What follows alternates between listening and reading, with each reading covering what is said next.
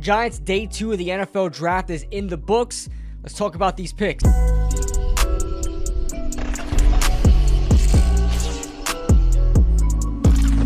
What is going on, guys? What is going on, 27 Squad? Welcome back into another video. And man, if you guys participated with me in the Bleacher Report stream, for everybody that did, thank you guys so much. It was an absolute blast, along with other content creators like Louis T from the Louis T Network, a Washington Commanders fan. We had Law Nation representing the Cowboys, and also Philly Mike representing the Philadelphia Eagles. It was an absolute blast. All three of those guys are absolute great people, and they're smart, man. They know football, and it's great talking with people who just know ball, man. For those of you guys that tuned into the stream, you kind of already know what I'm going to say and my thoughts about each pick, because I really went into not a great detail about what I think about those guys, but an instant reaction. So it looked like the Giants really wanted to load up on the secondary in day 2, and they did so. You know, early on in the second round, corners were flying off the board. I think at one point it was 4 or 5 cornerbacks in a row that went right before the Giants. I was really hoping the Giants would be one of those guys to trade up and try to get a guy quickly. You know, Cooper DeJean was available at 40. Kool-Aid McKinstry that went a little lower than that. Those are guys I was really targeting. And then a lot of people really love Max Melton. He went higher than a lot of people anticipated, as I think it was a trade up for Max Melton. I could be wrong about that, but you know, he comes off the board. So the Giants were really kind of left with not a lot at the cornerback position. So the Giants, with their 47th pick in the NFL draft, they selected Tyler Nubin, the safety out of Minnesota. And Louis T was talking about this as well when we were talking about the Tyler Nubin pick. He's like, okay, corner may be the bigger need here, but are you going to take like the 9th best cornerback or maybe the best safety in the draft? And that's where I kind of conceded. I said, okay, you're right, because I'm just not that high on the safety class this year, to be honest with you guys. I think Tyler Nubin is the best safety in this draft class. I'm just not high on the safety class in general. There's nothing against Tyler Nubin at all. It's just that there were other positions I really wanted. Chris Jenkins, Christian Haynes, you know, other guys out there. But I've got nothing against Tyler Nubin. He's about 6'2", 210 pounds. The bigger safety is a good size. He's not as versatile as a lot of people make him out to be. Yes, he lined up in different positions, but if you look at his translation into the NFL, I don't know if he's going to be as versatile as a lot of people think. I'm not sure if he is a cover 3, you know, safety by himself. He reads the field very well, but I just have a big problem with his reaction time and his short area quickness. I just don't think he has the speed to keep up like a cover 3 safety, like a single high safety. I don't think he has that versatility. I think he's a lot better playing with another safety in a cover 2 or just getting closer to the line. I think the closer he gets to the line, the better he plays. Is he exactly a box safety? I don't necessarily think so. I think he has good cover skills in the slot. I don't think he could be a slot corner, but if he's, you know, coming down and playing a slot linebacker, you know, coverage role in zone, I think he'll be okay in that. Like if the Giants come out in a cover 3, he's that safety to come down. I'm comfortable with him there. He rolls coverage very well. He keeps up with the play. Like if a quarterback rolls out, he's right there rolling with them, especially with some in-breaking routes, you know, the flat in-breaking routes, like, you know, your dig routes. I think he does exceptionally well covering those type of routes where he just flattens with the receiver and he almost gets in the way of the receiver to make sure there is no lane for you to throw that ball. You watch him against JJ McCarthy, you watch him against Drake May. I mean, it was very rare that he was even targeted. It was almost boring watching his film because they're not throwing his direction. He also had 5 interceptions in his career. I didn't look at all the interceptions. I'm just going based off of the film that I watched. I haven't watched any highlight films of a lot of players. I try to avoid watching highlights, so I try to watch as much film as I can. If I catch an interception, then I catch an interception. But so far I haven't done that yet. But you know, he had 5 interceptions, so that seems nice. He has a couple of passes defense. His coverage grade is like almost like at 90 according to PFF.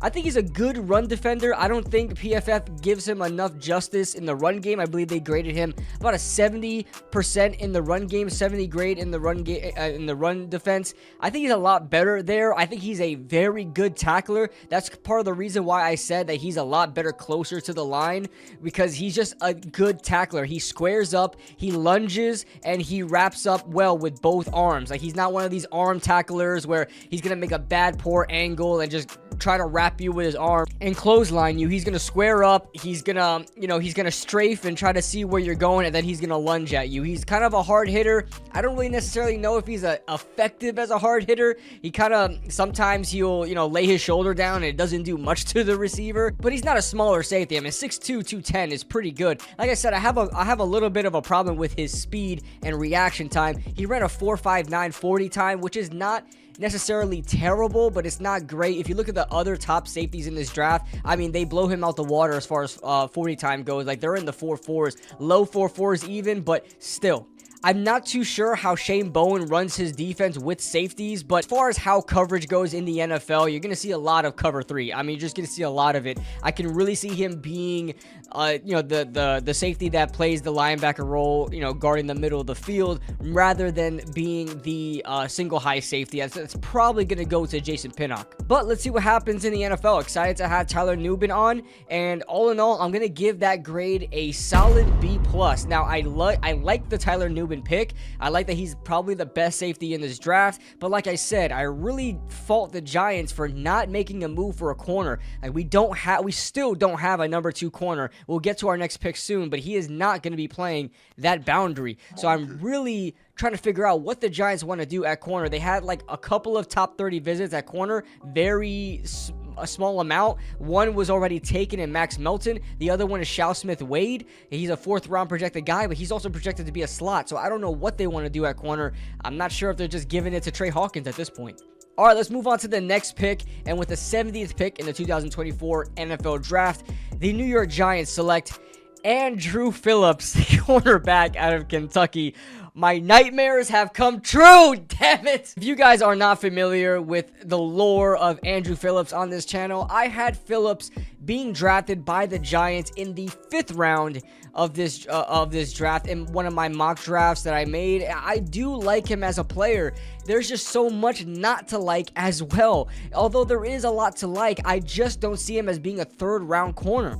On top of the fact that the Giants need a boundary corner badly, and we went ahead and got another slot corner to add to the mix with Cordell Flott and Darnay Holmes, who we just brought back. Now, right off the bat, he is the slot corner. There's not going to be a competition. For any of you guys that's wondering, you guys know on Bleacher Report on Twitter, I'm not happy about the pick. However, he will be the starting slot corner for the Giants. We may even let go of Darnay Holmes should that be necessary.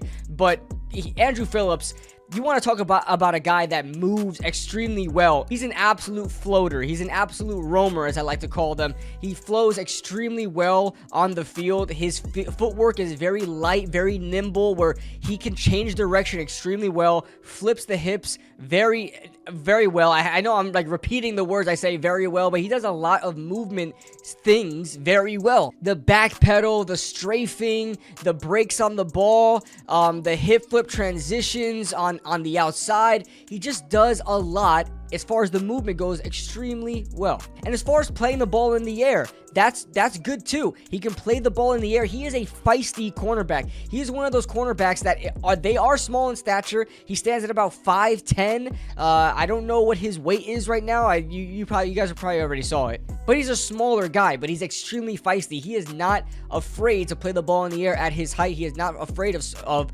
bigger wide receivers. You saw that at the Senior Bowl with him guarding up against 6'7" Johnny freaking Wilson, who is 6'7", and he did a fine job guarding him at the Senior Bowl. And let me just speak about the Senior Bowl. He had a pretty damn good Senior Bowl. I'm showing you guys the highlights right now.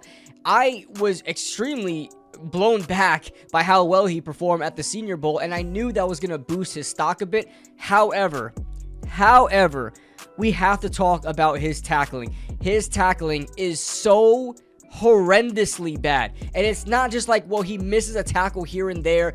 Guys, he does not know how to tackle. He pulls up on tackles. Those smaller high school players that pull up on those huge running backs in high school and they just pretend like they didn't see him, like those type of tackles is exactly what Andru Phillips puts on film. He does not like to tackle at all. Interestingly so, Andru Phillips posted up a 22.6% missed tackle rate. That is absurdly high. That is almost a quarter of his tackles are missed tackles. And that, as far as the cornerbacks rank, that is really, really low as far as the cornerbacks eligible in this draft. But let's see how it goes. I don't know if it's a fear of tackling. I don't know if he just never was taught good form in tackling. I don't know. But let's hope that Shane Bowen, Jerome Henderson, who seem to have been extremely excited about the pick, let's hope that those are the right picks. I'm pretty confident in Tyler Nubin and what his role is going to be and what he's going to provide to the defense. So I'm okay with him. I'm giving him a B+. I'm okay with it. The Andru Phillips, until I'm proven wrong, it's a C for me, man. It's a C for me. I'm not happy about it. I'm not thrilled about it. Maybe I'll be convinced somehow early on in training camp, maybe during the season, but as of right now, it's a C. So what does that mean? I'm going to average it out, and where do I have the Giants in day 2?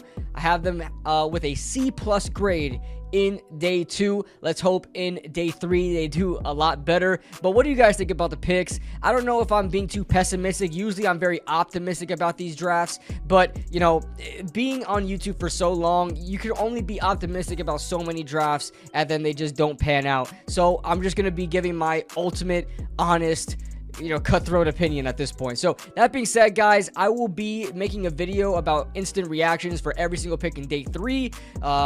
We only have about, I think, 3 picks in day 3, so I'll be making instant picks. I'm not going to be on Bleacher Report or live, so I'll be making instant videos for you guys. That being said, I'm Kid Blue, and I'll see you guys in the next video.